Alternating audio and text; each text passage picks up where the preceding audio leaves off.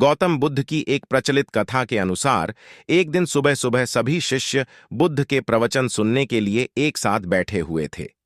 कुछ देर बाद बुद्ध अपने साथ एक रस्सी लेकर आए। तथागत के हाथ में रस्सी देखकर सभी शिष्यों को हैरानी हुई।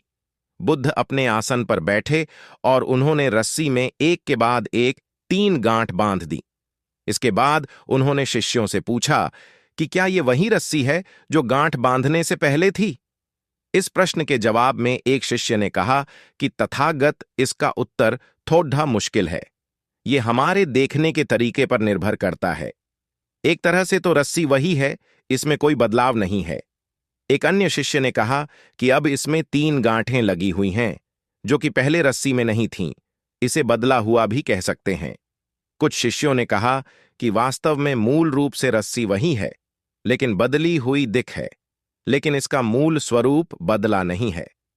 शिष्यों की बात सुनकर बुद्ध ने कहा कि आप सभी सही बोल रहे हैं। अब मैं इन गांठों को खोल देता हूं। ये बोलकर बुद्ध रस्सी के दोनों सिरों को खींचने लगे। बुद्ध ने पूछा कि क्या इस प्रकार रस्सी की गांठें खुल जाएंगी? सभी शिष्यों ने कहा कि नहीं, ऐसा करने से तो गांठें और ज्यादा कस जाएंगी। इन्हें खोलना और मुश्किल हो जाएगा। बुद्ध ने कहा कि ठीक है, अब एक अंतिम प्रश्न, इन गांठों को खोलने के लिए हमें क्या करना होगा? शिष्यों ने कहा कि हमें इन गांठों को ध्यान से देखना होगा, जिससे हम जान सकें कि इन्हें कैसे लगाया गया है।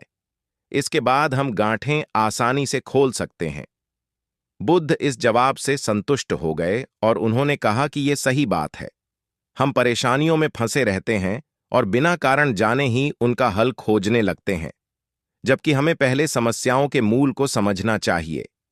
जब समस्याओं की वजह समझ आ जाएगी तो उन्हें सुलझाना बहुत ही आसान हो सकता है।